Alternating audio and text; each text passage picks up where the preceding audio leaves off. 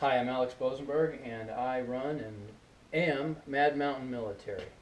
We do accessories, mostly vinyl products for Humvees and other former military vehicles. It's really just Humvees right now, but through 2026 and 2027, I hope and plan, that is, to add more vehicle stuff. Again, focus on vinyl products. This is the flagship product that started it all.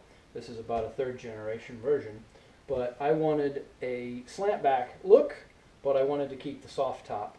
And so I made myself one, and then other people said, hey, will you make me one? And that has evolved over the last 6-7 years into this, which is made, this particular one is sailcloth vinyl. That's the same as civilian car tops. And it also matches the materials used by Blue Ox. If you have one of his tops, then this will not only attach, but it's the same material, same vendor.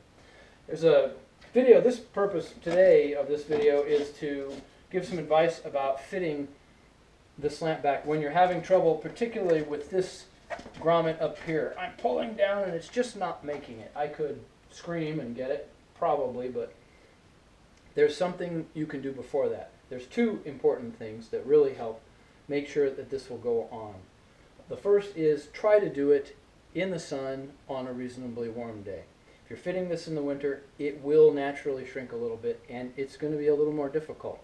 At least indirect sun out of the wind will help, or bring it into a garage, let it warm up a bit.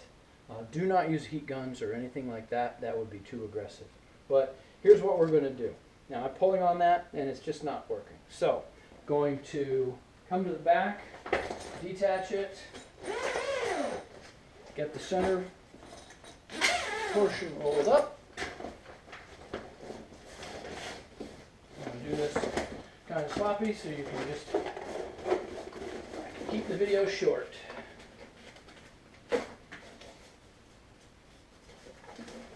Alright.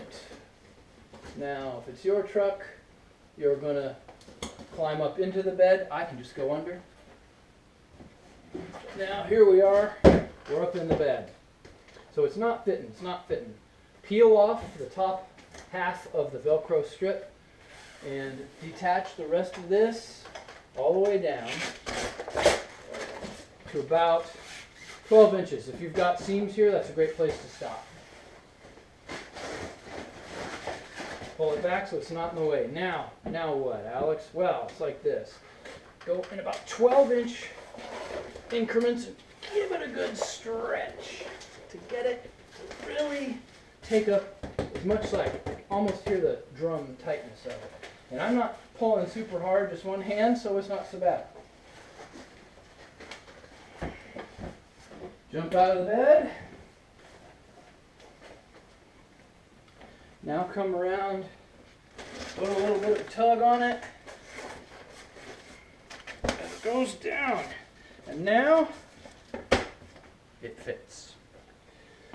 Do the same on the other side. You can attach the tie downs, and two things will happen over time. Number one, after some heat up and cool down, this will stretch and take a slight bit of a permanent stretch. The other thing is this foam here will also take a bit of a set, and it will soften a bit, and then the top will fit nice and tight, but not so loose as to be wrinkled. That is the reason why these are made so tight to begin with.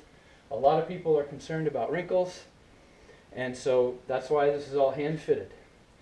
So that's how you fit the slant back when it's being reluctant. The same trick works for the cargo covers.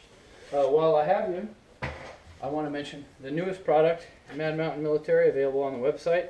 It looks like a piece of mil-spec webbing with some Velcro on it, because that's what it is.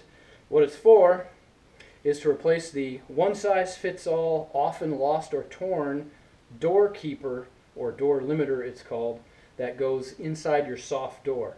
So there's a loop on the end. You can fit it over the item on the door, and this, instead of having to be permanently attached to the metal, the closed metal ring that sits in your door sill, you can take it off whenever you want, and you can vary the length of throw of the door. Short for the driver's door so it doesn't hit the rear view mirror that most of us pull out to where we can see it, and then for the other doors you can go ahead and let it farther out.